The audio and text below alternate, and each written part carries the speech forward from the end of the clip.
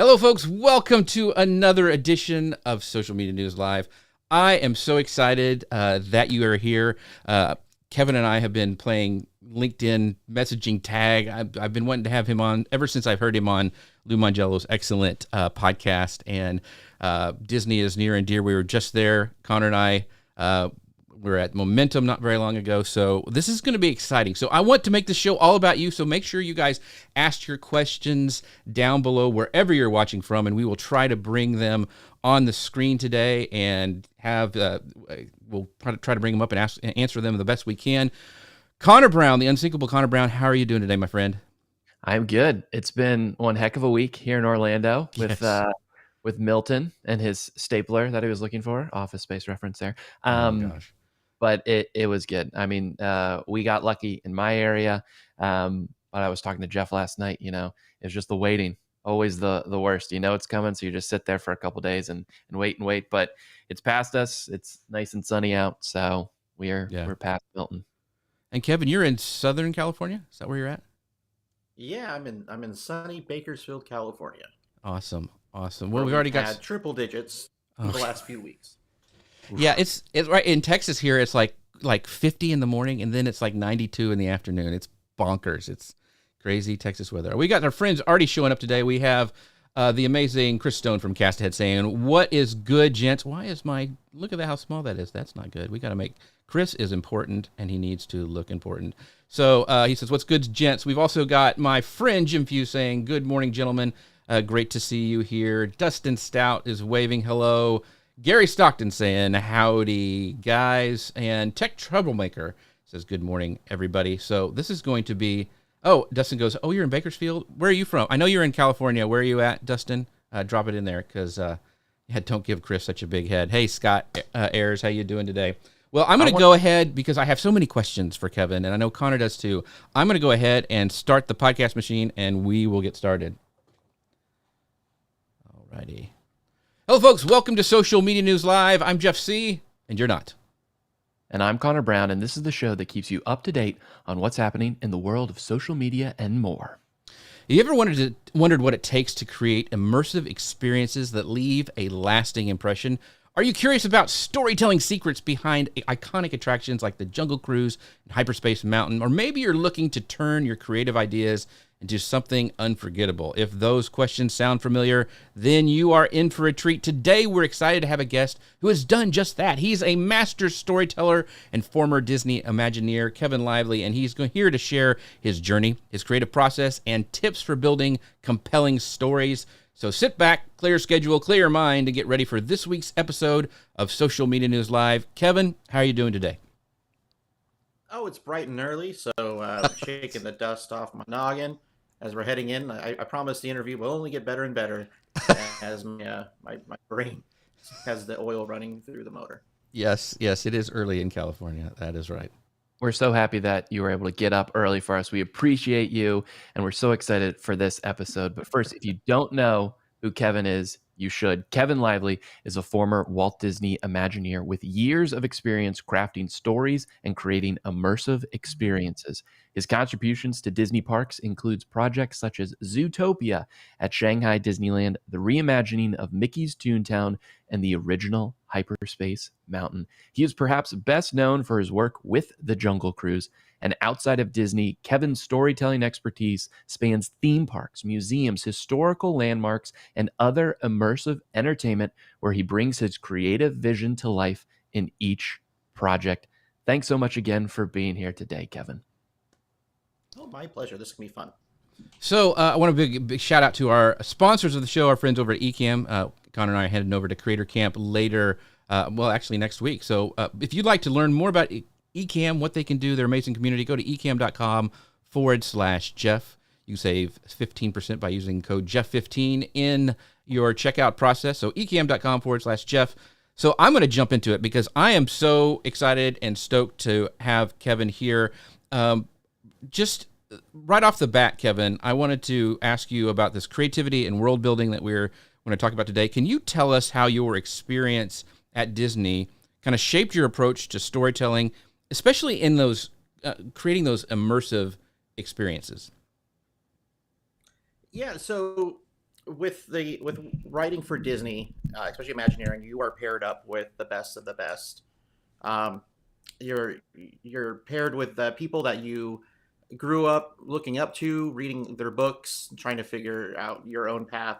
And so, one of the biggest things you learn working at Imagineering is trust, and trust that everything that you're working on is in the best hands possible, and also the teamwork that goes alongside with it. It's setting aside egos.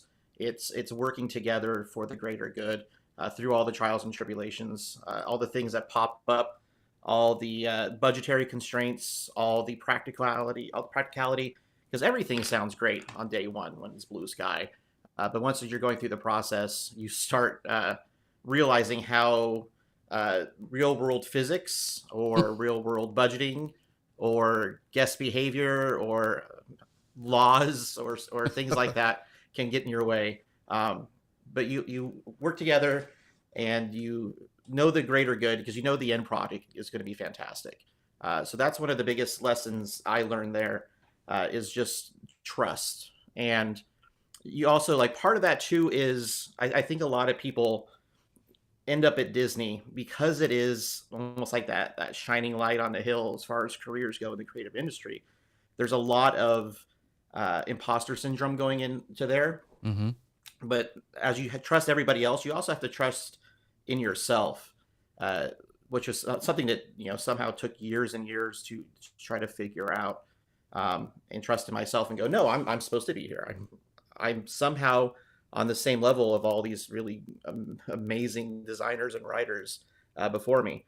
And so that was another big lesson is just, trust in myself and my process and what I'm able to deliver to a team. Mm. That's great. I like that you brought up you're working with your heroes at Imagineering, right? And that can be a daunting and imposter syndrome. But, as you were a Disney fan first and a Jungle Cruise skipper, and then coming to Imagineering, you also brought all of your previous experiences with the parks and with that intellectual property and those characters and stuff. So I wonder how you're able to balance that. So, some things you worked on, like reimagining Mickey's Toontown, creating Hyperspace Mountain, and then also, the enhancements of Jungle Cruise and the creation of Jungle Skipper Canteen at the Magic Kingdom. Those are all, properties that are super beloved with characters that people really, really, really love to see each and every time they go to the park. So, Kevin, how do you balance that creativity of trying to come up with something new and keep it going forward, but also knowing people have really strong ties to these beloved characters, and you also have ties to these beloved characters. So how do you balance that creatively? That's a Toontown and Jungle Cruise, because their age and when they were designed and the target audience, those are two completely different case studies. But we can talk about like the classics, so something along the lines of Jungle Cruise, and you're talking about something who my parents and their parents, like, they could have been on Jungle Cruise. It goes back generations. People have a tie, even down to the Jungle Cruise skipper cruise. Every skipper thinks that their generation was the best, and everyone after them, like, oh, kids these days, they don't know what they're doing. Back in my day, our Jungle Cruise was the best because we did X, Y, and Z. Yeah. But because there's such a strong emotional pull to things like that, especially with Jungle Cruise being one of Walt's attractions, something that Walt Disney personally worked on in the design. We have videos and pictures of him on the boats. We know his apartment was literally like 10 feet away from the hippo pool. There is such a big Walt connection with that. And anytime you touch something that Walt worked on, there is going to be a little bit of friction between the fan community and the designers, and trying to move forward, which is really weird because Walt was always plussing things. Even when Walt was alive, the Jungle Cruise was the most updated attraction at the parks. Jungle Cruise and Tomorrowland were constantly in a state of being updated and plussed, as he said. But I think the key to that is you have to realize what it is that makes that attraction special. I compare it to visiting grandma, right? If you go and you go visit grandma and she has a new dress and maybe she did her hair a little bit different, that's still grandma, right? Like, that's the woman I grew up going to her house every Easter and Christmas. That's my grandma. But if you go and you visit grandma and she now has tattoos and like a pink mohawk and she's wearing like a Def Leppard shirt, like, whoa, what did you do to my grandma? And Right. it's kind of the same type of pull, right? So you don't want to go up there and just make changes for the sake of making changes. Decisions have to be made deliberately, and you have to go in there with the best intention. And I think when you get a team that really has their heart into a project, like our Toontown team was fantastic in that regard. We had people who grew up. Toontown opened up in '93, so this is a really interesting timeline when you look at it. So Toontown opened up in '93. So the people who designed the initial Toontown are a certain generation who grew up with certain characters. Now, 1993, for someone who's like me, I'm 39. My other designers are around the same age, but we grew up with a completely different view of what Mickey and Friends and Toontown could be because of things like Disney Afternoon. So we grew up with Goof Troop. So Max, to the previous generation, Goofy's son was known as Junior, right? In those old school shorts. And that's why there was a picture of Junior, who's like a redheaded version of a younger Goofy, hanging in Goofy's house. But we grew up with Max. We grew up with a Goof Troop and a Goofy movie. And so for us, we had to infuse those. But we also had amazing versions of like Huey, Dewey, Louie, and then Webby. And then even the way Webby has changed since she debuted in the original DuckTales into the newer DuckTales. You know, there was more empowerment and more character development and more of a role model for young girls. So like, well, even though that's our Webby, is the damsel in distress, this new generation knows her as a completely different character. So we need to make sure we kind of stick to that newer one, looking forward ahead. So it's really finding that balance and understanding your audience. That's going to help set you up for touching these beloved attractions. And I think when people know that decisions are being made by people who genuinely care, and it's not being made by, we have to do this because it's a forced issue, or a decision being made because of budget constraints. If you have the best intentions and like the purest of hearts in any project you do creatively, that's going to yield the best results. And I think your audience appreciates that. Yeah. So you mentioned a couple of times the teams that you would work on. You know, it's not Kevin just went and did the Jungle Cruise redo or whatever. How big typically are your teams that you work with on these projects? They start, so ideally when you have a project, you want to start with what I call the holy trinity of creative, and that's going to be your creative director, your producer, and your writer. Okay. So your creative director is going to have the vision, your producer is going to have the know-how, and your writer is going to be able to put everything together into a cohesive story. Now, soon after that, your team starts growing as things need. So you start bringing in artists, you start bringing in designers, sound engineers. The teams grow and grow. And honestly, like the best way to tell how big a team is they post big team photos at the end of things. Okay. In the end, as a writer, we're usually used at the very beginning to get everything up and rolling. And then once we have a story that's, hefty enough for, say, the graphic designers to read the story, understand the assignment, and work their magic, we come in at the very end to start doing the documentation and the training and things like that. So the writers are the bread of the project sandwich. We're also not like the creative directors, wherein we need to be on the ground every day. We're not on-site art directors. Those people are going to be more involved with other people. So there's team members who worked on stuff who I never met, and for as far as I know, they might not even exist, just because the way the paths cross. Right. Yeah. So teams get really big. Also, you have to look at the team as a whole too. So you have your design team, but you also need to have your support and operations. These are the people who are going to be running these attractions after you toss them the keys. You also have a whole team of people who design training programs. And so as a writer, I would work with them a lot to make sure that our story was being delivered by the cast members. You also have marketing people. You have custodial. You have people developing food. So, I mean, it's a giant team effort at the end of the day. Gotcha. Well, you mentioned world building when we had kind of our off time discussions, and you said it's a huge part of your work. And like, how do you, first of all, explain what world building is? Because I think that's a term that a lot of people maybe don't know or understand. And how do you go about like starting a new world building project? Do you have specific processes you do to develop this internal world? I'm just kind of fascinated by this whole world building concept. Yeah, so world building is it's something that I think people kind of just take for granted. Think of your favorite movies, for example. Look at the world of Star Wars. Like Star Wars is not on Earth. They're not in Texas, Florida, or Bakersfield. They're in a galaxy far, far away, Right. right? So they have with if you were to go visit the world of Star Wars, there is an entire history what have led to whatever moment in time you've landed on that Star Wars timeline. There's cultural norms, there's special foods, there's laws, there's different types of aliens that you interact with. There's different types of droids, different uses for those droids. It's different architectural building within its world building.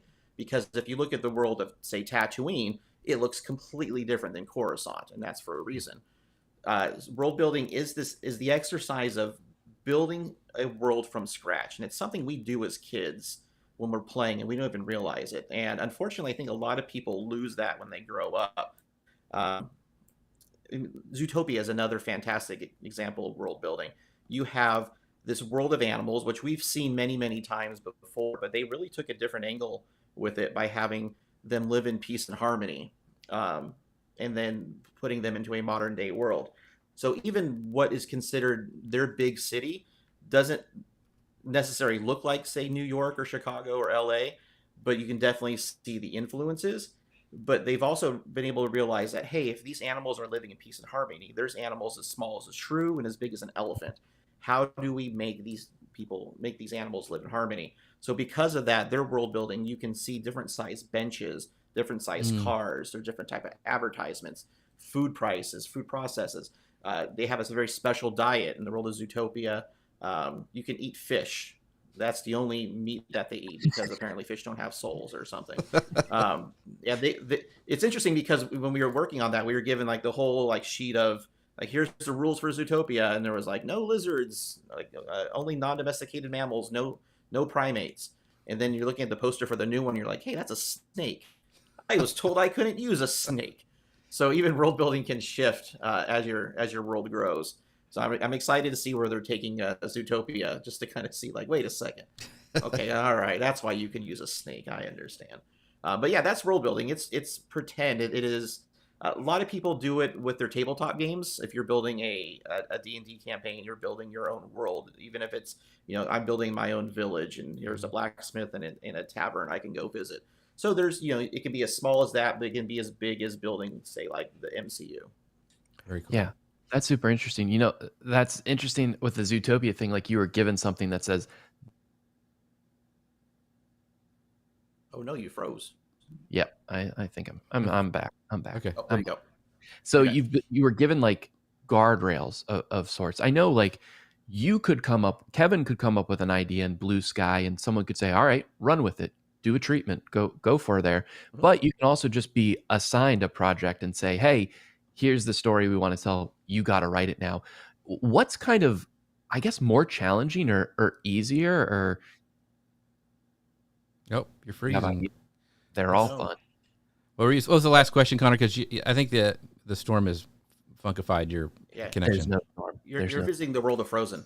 So like what's easier to work on? Something where you've started with the idea, or an idea that you have these guardrails on that might help shape the story, but you can only be confined within that?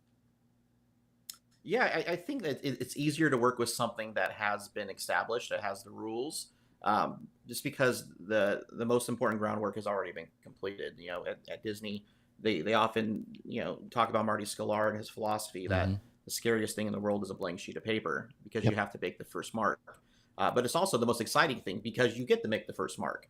So there is a trade-off there. But as far as like ease goes, working with something that is pre-established is definitely much easier, because you also have a lot of things to immediately go off of.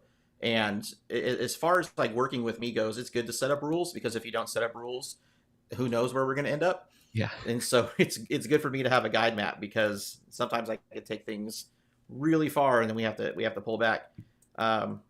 So yeah, I would definitely say, but the key to that though, it's the trap you don't want to fall into in using pre-existing IP or intellectual property is you don't want to just show us what is already on the screen, because then it just becomes like a three-dimensional photo op.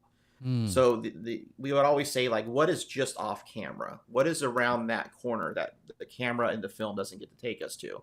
And those are the places that are more exciting for us to visit, because then we write our own fan fiction that becomes reality, which is pretty fun. That's awesome. Kira has a great question that I want to pull up. She goes, well, first of all, Dustin says Zootopia is still one of his family's favorite movies of all time. But Kira says, love this discussion so much. When you world build within the parks, how much do you balance the designing of the world of a specific attraction with the world of the land it lives in? That's really interesting. That's a great question, Kira. All right, let me read this and process it in my brain. Okay, when you balance the design of the so it's let's talk about Cars Land real quick, because Cars Land is like the biggest exception to the rule. You know, there's a story that Imagineers love to tell about a little kid who visited Cars Land and asked if that's where they filmed the movie, because the Imagineers who worked on Cars Land when it first opened up knocked it out of the park and everything. But at the same time, they knew that they had to deliver on certain plot points and character introductions in the e-ticket attraction Radiator Springs Racers, that the attraction itself takes place at a different time than the rest of the land. Because when you think about it, when you're driving through Radiator Springs Racers, right before you take off the finish line, Doc Hudson is there. But the rest of the Cars Land story, you have Cruz Ramirez driving around. They were not in Radiator Springs at the same time. So sometimes you do have to make those type of exceptions just to satisfy the guest and guest expectations. But I think that's what's special is the suspension of disbelief when you're going into any themed land like that. When it came to Zootopia, if you've watched any of the ride-throughs of Zootopia Hot Pursuit, we use that as an opportunity to explore the districts that we weren't going to be able to show in the mainland, because we knew we wanted the land itself to be the big city metropolis at the hub of it, but we weren't going to be able to visit the Rainforest District or the Tundra District or anything like that. So this was our opportunity to really blow that land out and almost turn it into a window into the rest of the Zootopia world. Very cool.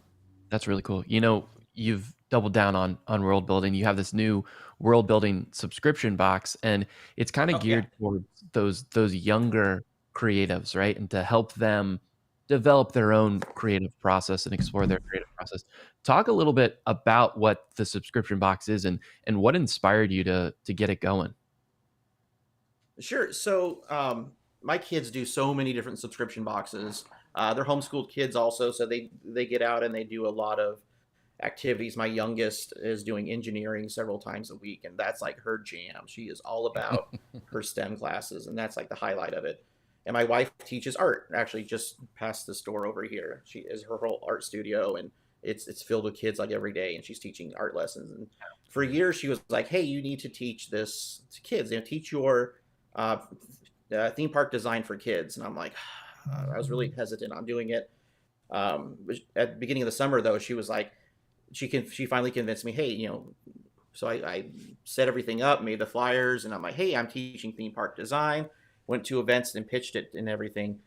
But like no interest right off the bat, but people were really interested in an at-home version, something that they could do. And so I'm like, okay, so we took the idea and we retooled it. Didn't throw the baby out with the bathwater. And what it boiled down to was world building, because I was watching my wife do one of her art lessons, and she was trying to explain, like, she was teaching character design to a teenager and talking about like, well, what is this world and what is their story? And I was like, oh, that's what I can pull from my experiences is world building. As a kid growing up in the 90s, I had Roller Coaster Tycoon, and I spent way too many hours playing that game. And yeah, that was probably the most formidable thing as far as theme park design goes. That and any books like the Imagineering field guides, anything I can get my hands on. But there just wasn't a lot. We didn't have Behind the Attraction or the Imagineering story or Disney Plus even at all. And so I designed something that I wish I had as a kid. So what I came up with was Imagine What, and it's world building in a box. And every month you get a different subscription box, and inside there is a writing prompt. I call it kind of like the treatment that writers get handed if they're not invited to the first day of creative design. So it's super vague. And so they kind of have to put on their Imagineer hat and start justifying, like, or filling in all the blanks. It's like a Mad Lib on steroids, but we're not prompting you to change what exactly thing, but we're trying to get the gears turning in your head. And so also inside there, I call it the wild card dice. And so rather than just like, okay, here's my prompt and this is the story I write, now you can take your dice, and for the first month, it's different types of characters. And in the first story, the first creative prompt is all about like a ghost town inhabited by real ghosts. So say I did the exercise and I created a whole ghost town world and I named my saloon and all that stuff.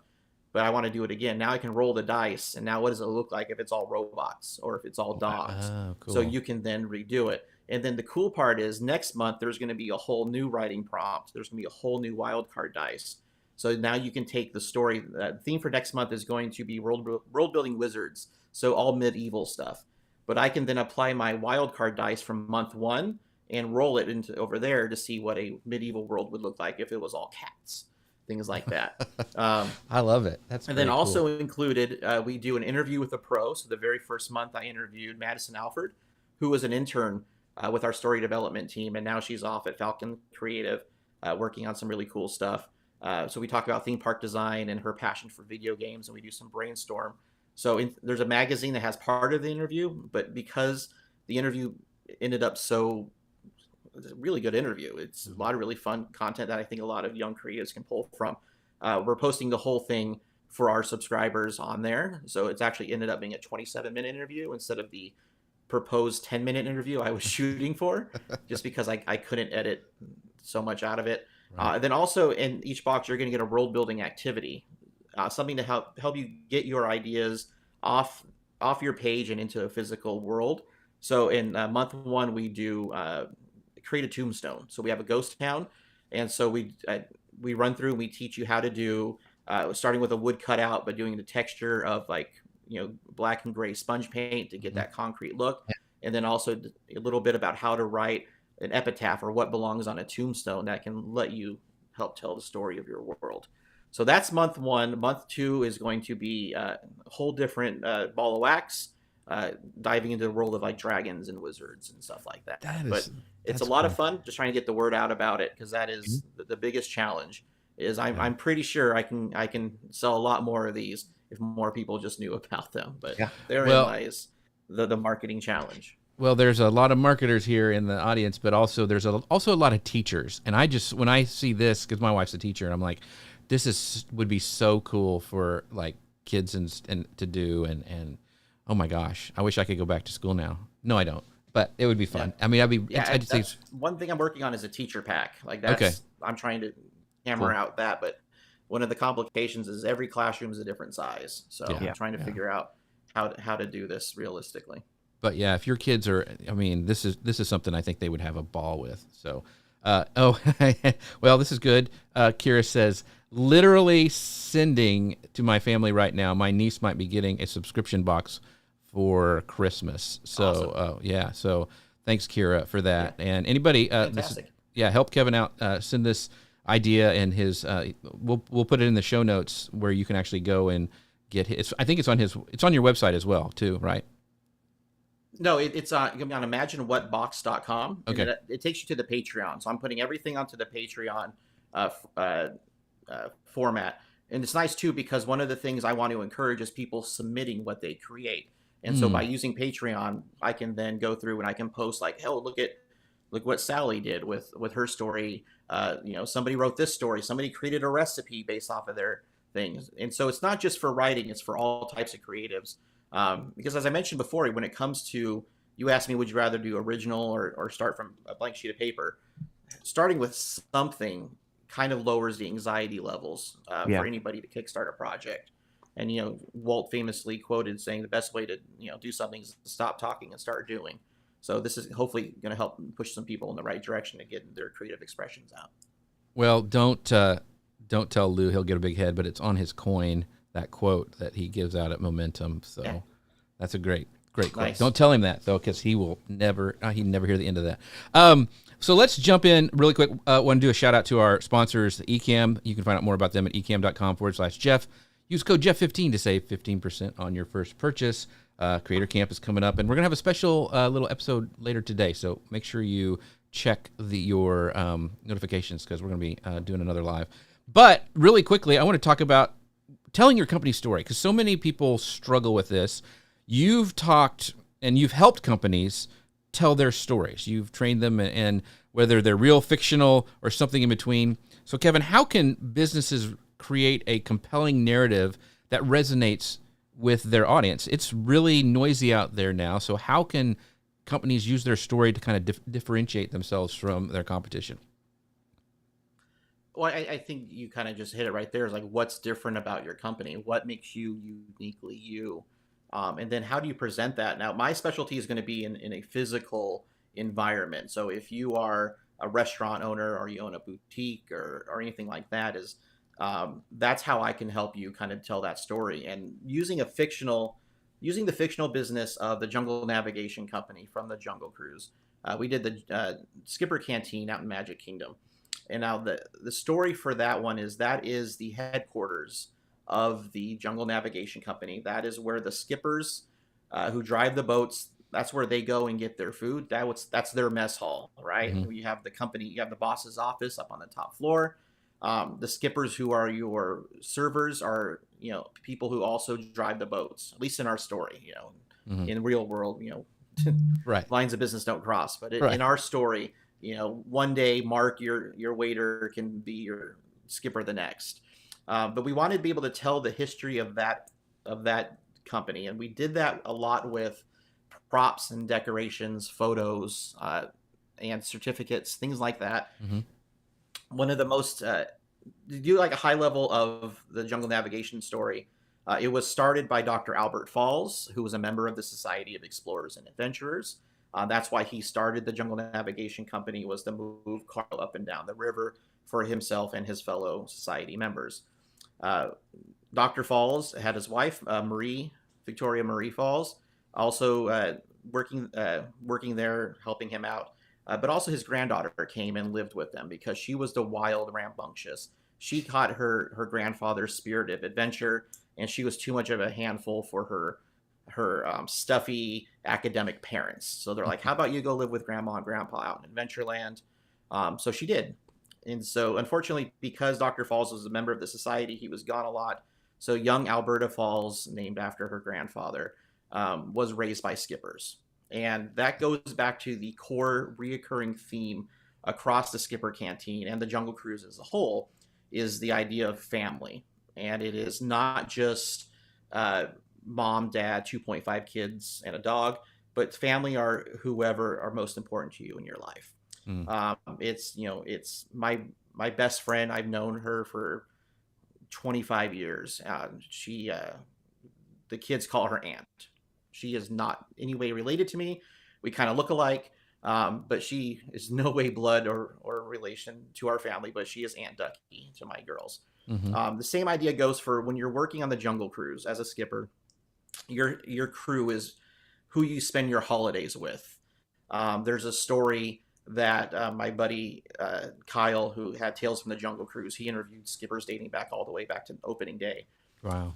But after 9/11, all the skippers, because Disneyland closed, went back to one skipper's apartment, and they spent the day together watching everything unfold. And so in a way, like, this becomes your family. We had skippers who were away from their family, who couldn't join their family for Thanksgiving. We would invite them over to our house for Thanksgiving dinner. And so I wanted to carry that reoccurring theme of family across the board when you look at it. So in our story, Dr. Falls mysteriously disappears. Alberta takes over the company, and they start struggling because her grandpa's not there with the society. So one guest comes and says, "Hey, have you guys considered offering jungle cruises? You guys are experts out here. How about you show us around?" And that's what kickstarts the whole jungle cruise experience down on the dock. So when we talk about the history of the Jungle Navigation Company as a whole, one thing that I think a lot of guests overlook, but is my favorite detail in the entire restaurant, is when you walk into the main area where you first check in, and there's a big fan going back and forth like this, and they say, "Oh, this is our biggest fan."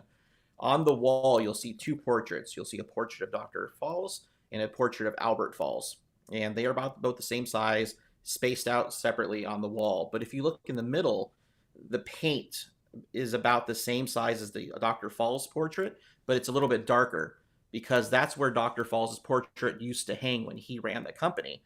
Wow. And so the sun coming through the windows washed out the rest of the paint, so leaving like a dark stain there.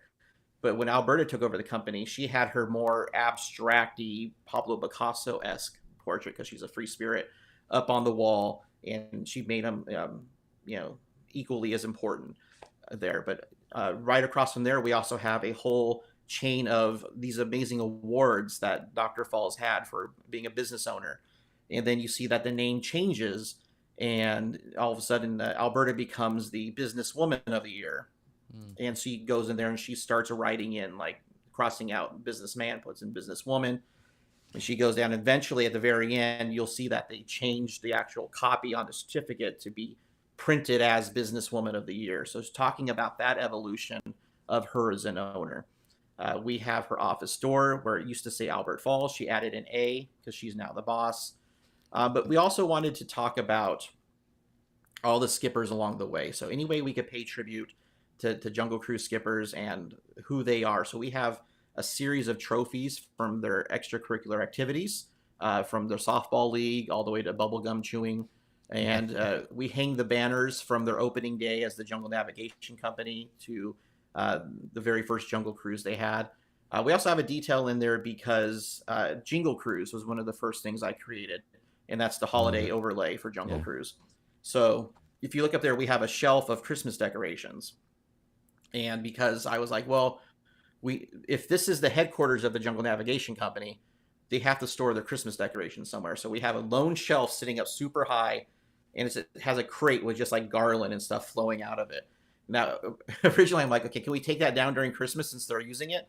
But I think that just became too much of a much of a thing. But it's a matter of how do you layer in those stories and what is that message you want to get out? So the message we wanted to talk about was Alberta being an amazing businesswoman, trying to escape the shadow of her grandfather, and also her relationship with the skippers. And another really key important thing about the Skipper Canteen and its story was actually kind of forced upon us, and that it really kind of shook up the entire Society of Explorers and Adventurers as a whole. I was actually the third writer assigned to that project.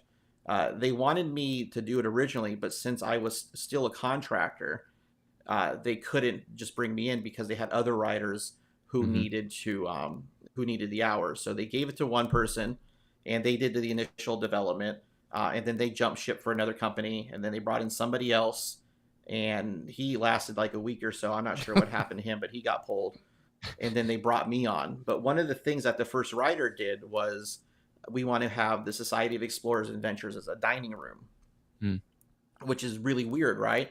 Like, oh, this is a secret society, but I can go eat inside there with like, right. I'm not even a member. And so that was one of the key components to Alberta's story, is that she's kind of jealous, resentful that her father spent so much time being a member of the SEA and how stuffy and business forward they were. It wasn't really her style. So opening up this private dining room was no big deal to her. It seemed like the natural solution. Like, well, I got hungry people. I got this room over here. I'm not joining anytime soon. I'd rather go hang out with my friends at the Adventurers Club because they're more my speed. Yeah. So let's just open up the secret bookcase and let people go eat in there. And that really informed a lot of the rest of the Jungle Navigation Company and the SEA story moving forward. But those are ways to tell a fictional story inside a real environment. Now, if you're trying to tell your story, like, be proud of those accomplishments. There's a reason why we put those certificates up on the wall. Let people know about your credibility, your journey to getting to where you are today. We had we had lunch at a local restaurant, a barbecue place, and they're competition barbecuers. So all their trophies are hanging up on the shelves, their plaques and stuff, and that helps tell their story and builds to their credibility. And when you see that, you're like, okay, this food's probably pretty good. Then you get the food and you're like, okay, this is worth it being a little bit more expensive than if I went to go get a burger somewhere else, but it's also really, really good. But also I love when our local Trader Joe's does it, and I think it's a Trader Joe's thing in general. But they went through and they found a bunch of old historical photos of the of our town of Bakersfield, and probably from the Kern County Museum. But it's not necessarily the Trader Joe stories, because Trader Joe's wasn't founded here, but is the story of the community, and that's the message that they try to put out throughout all their stores. When you go there, it's all very community centric. They'll put a lot of iconography from your city and your town, iconic buildings, whatever. If you have orange groves, or probably you see those up on the wall. We have Buck Owens as like one of the key members of the Bakersfield sound. So we have him and Merle Haggard up on our wall. But it's adding those components that help tie you to your audience in ways that you otherwise couldn't is another fantastic way to kind of force that story in. It's not necessarily your story, but it's the story that you're trying to tell.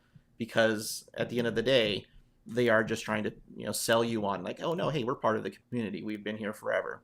And I think they do a good job on that front. One of the things I heard you say too is, and I remember this the first time I went to Disneyland when I was a kid, is the detail. Like even like you were talking about the pictures and one's off and it's darker where a picture used to be. I remember I have a specific memory of the first time I was at the Haunted Mansion and looking at how detailed the paint was just on the iron on the outside. Like, because I had been to like Worlds of Fun and all these other like amusement parks, but when you went to Disney, everything, the detail was spot on, and that impressed me as a young boy. So I think and we need to do that with our companies, is have that detail and tell that story, like you said about the accomplishments. I think is so important, not to like brag all the time and a humble brag, but actually but have a place where you show what you've done, and like this is stuff I've done for these people. So Conor, you had a question? Yeah, go ahead, Kevin.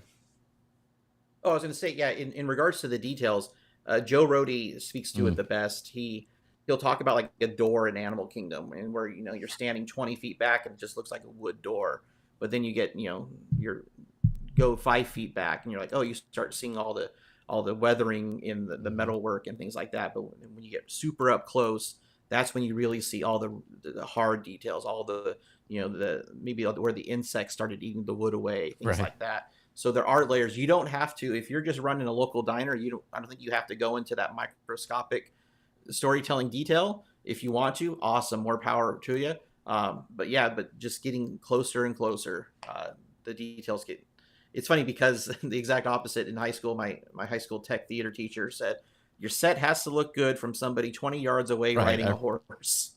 Right, I remember that. Yeah. But when it comes to theme parks where I can get up there and I can literally touch things, your detail has to get a lot cleaner. And that goes with storytelling details too, because everyone has a pocket computer and a camera to take pictures and show things to other people around the world. And if you make one little slip, they will let you know, because you have that level. That's a great thing, though, because that means your audience is bought in and you have set up an expectation that they want you to deliver on. And so some people see that as like, oh, man, these nerds. Like, no, that's a great thing, because these people are invested in your story, in your world. They want to be completely immersed. That's a good problem to have. That's cool. I love that. And I'm going to piggyback off of that because, Jeff, I think Kevin gave some great examples already of companies outside. So I'm going to jump to another one. And funny, that Trader Joe's one, the Trader Joe's here in Orlando might have a mural of a castle that looks very familiar to another castle in Orlando. So it's all about sticking with the community. But that thing of people connecting to your story, Kevin, Imagineers create the idea, right? You write the idea. Then the Imagineering team also works to build the idea. But at some point along the line, it's then handed over. It's handed over to park ops to run. And then, of course, it's handed over to the guests to actually experience it. So how do you balance something like you have an idea for a story, but then park ops has to work to actually make it run every single day, and the guest has to also interpret it every single day. They might interpret it a different way than what you had planned. Do you ever go back and say, okay, let's change something because the guest is working with it like this? So how do you balance that? Just going in, it's not going to be perfect from the start.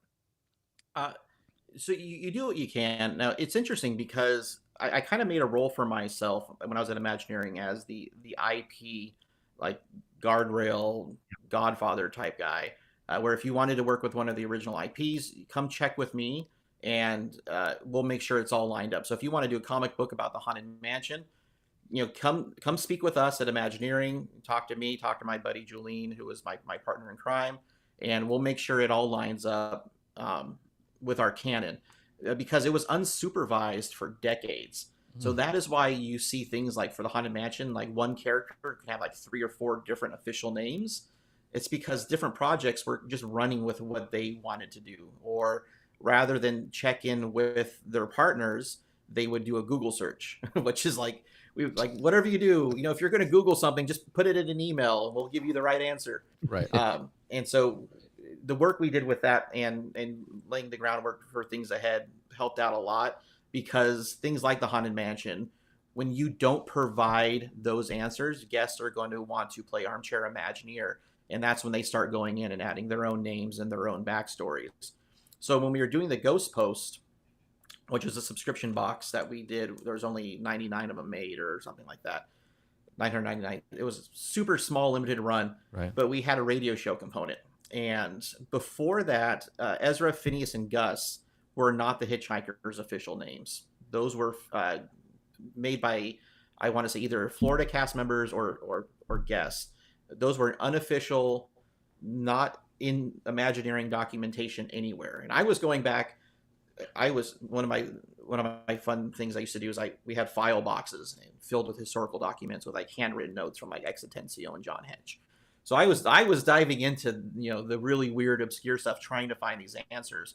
But Ezra, Phineas, and Gus, not their official names. But I was also writing a script for a radio show for this project, and I couldn't have one go say, "Hey, Hitchhiking Ghost number 2, what do you think about this?" We Right. had to do their official names, so we could have gone in there and named them like Mark, Jim, and Bob, but why? Guests have, because this is already run like it's bigger than us now. Like the majority of people know them as Ezra, Phineas, and Gus, even though they're not official. Like to change their names would just be a middle finger to all the Haunted Mansion fans out there. Right. And so we, rather than throw that out, we just expanded upon them. So we gave them a short little bio, and we blew out the names of Ezra and Phineas to Ezra Bean, because he's tall and skinny like a green bean. Right. So we're trying to fit that Mark Davis Exitencio type vibe. And then Professor Phineas Plump, and we made him all about being a carpet salesman, bag salesman, snake oil salesman, who basically dies because he drank his own potion. And then Gus, he didn't need a last name because he's just this little tiny prisoner dude. And we decided like he was a scapegoat. Like he didn't do anything wrong. He was just the wrong place. He was sent to a military jail for crimes he didn't commit. He's a member of the A team. And so we wanted to go through, we wanted to embrace, and I worked hand in hand with Bob Weiss and Tom Fitzgerald. And if you know those guys, they are Mansion fans, like to their core.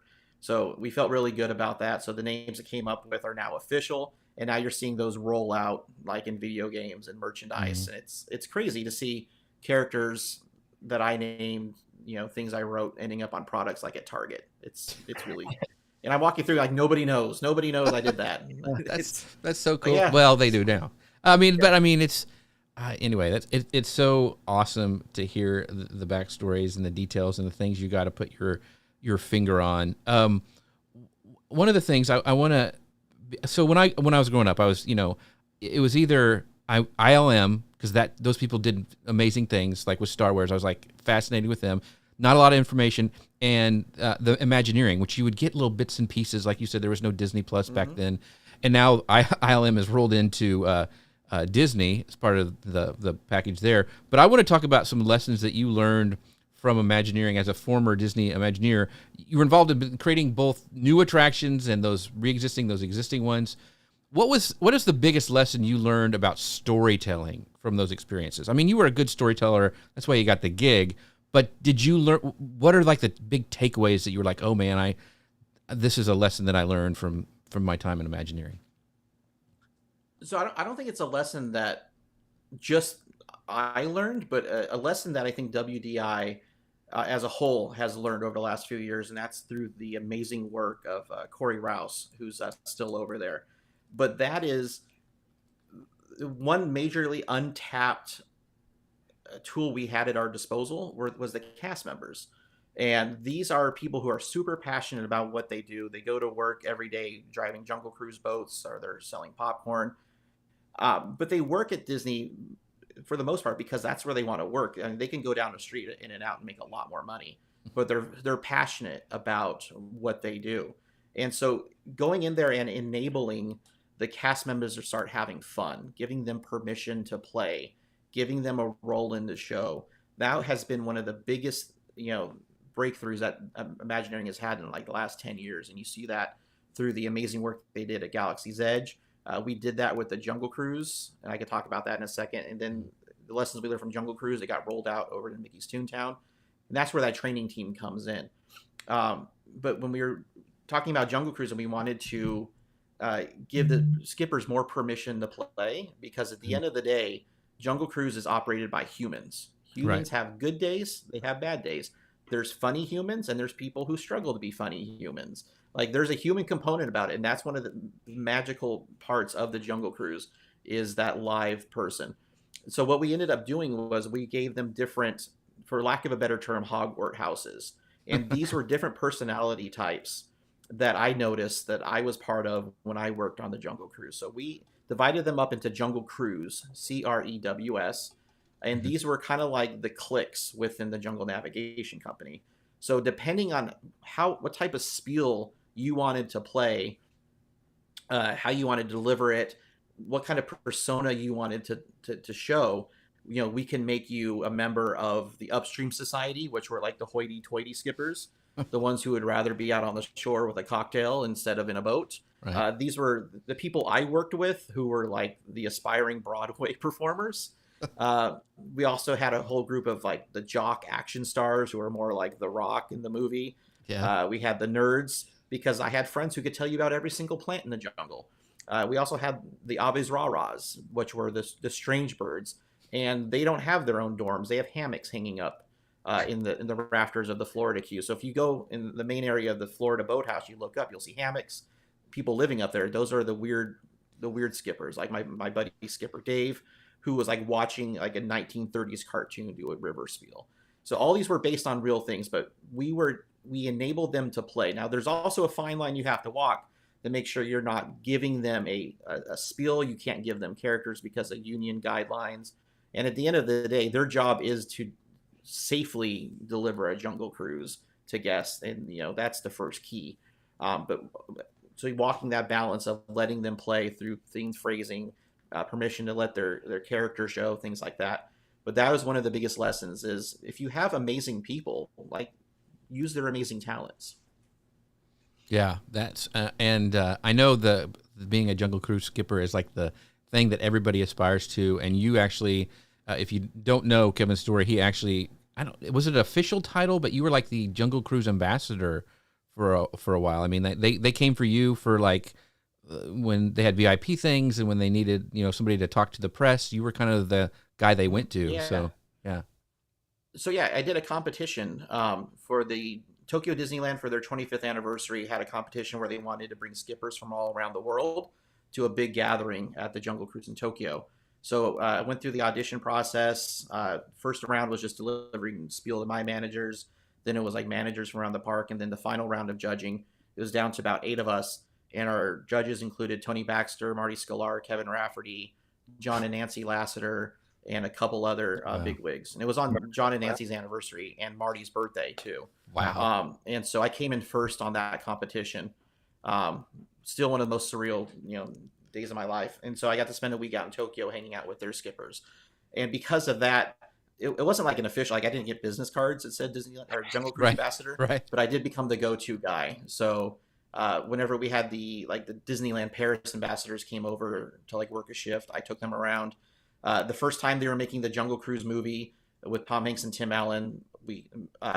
I and the A-Lee Jerry, we took him around and talked to him about everything and did the Royal Tour. Then anytime they needed like a Newsweek interview or something like that, I was their go-to guy. That's cool. By the way, we have somebody who crashed the party. Lou Mangello is in the house saying, "Is that the Kevin Lively?" And it is. How can there be that much awesomeness on one live broadcast? And hashtag Super Skipper. So yeah, you brought your fan base with, because of the fine work at Ecamm. That's why. That's Only right. Ecamm can handle this much awesomeness. That's right.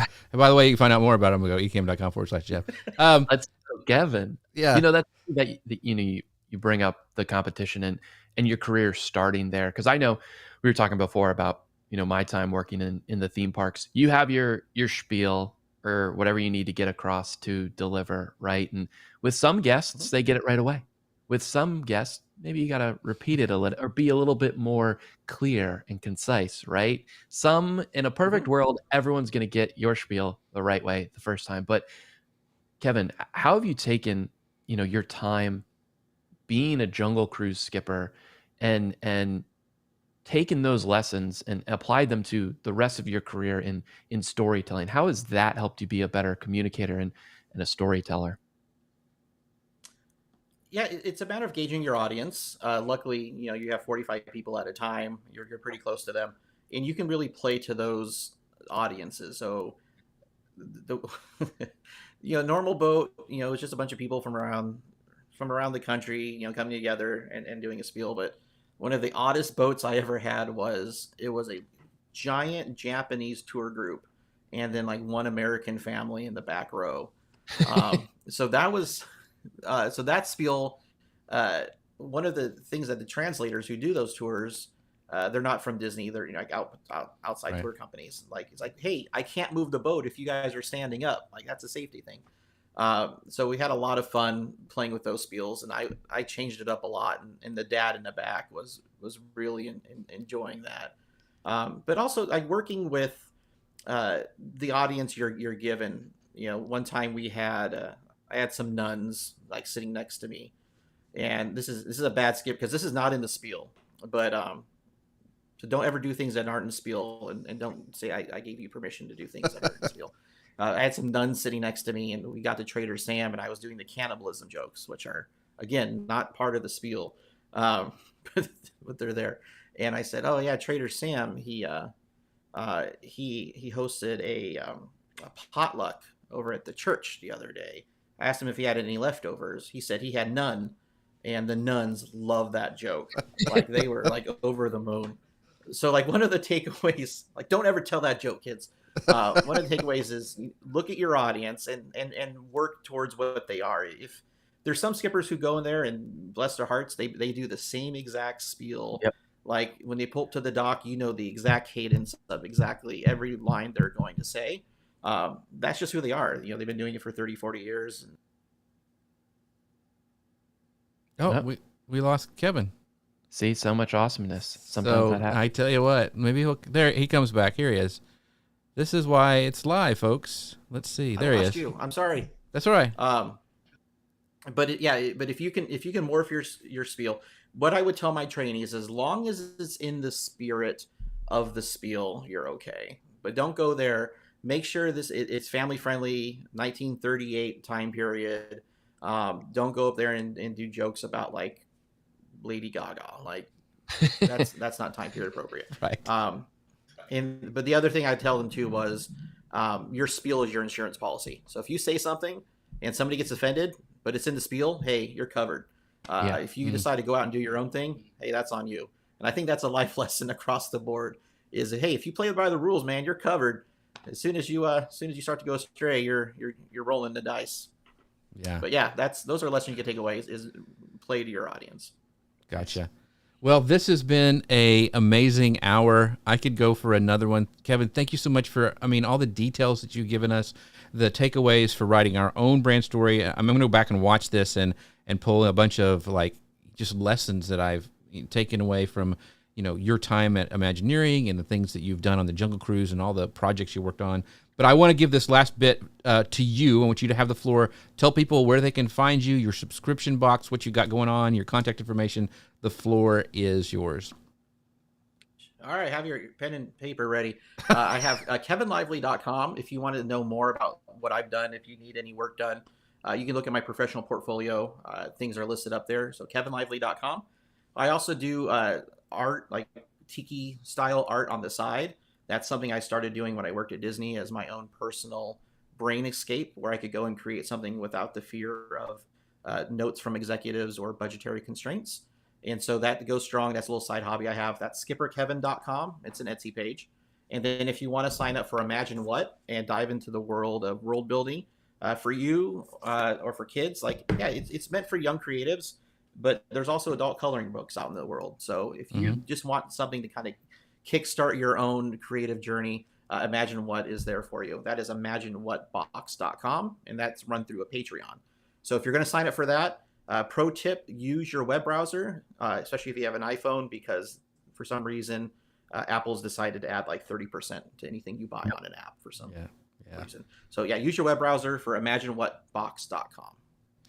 Awesome. So much good stuff. Conor Brown, where can we find out more about you and all the amazing vacation planning stuff you've got for us? Go to vacationkingdoms.com. Follow me at Vacation Kingdoms across the social medias. We'll help you plan trips to theme parks where some of the attractions we talked about today, you get to experience them. So go to vacationkingdoms.com. What an episode. Kevin, you're the man. Yeah, thank you. We had such great comments from people.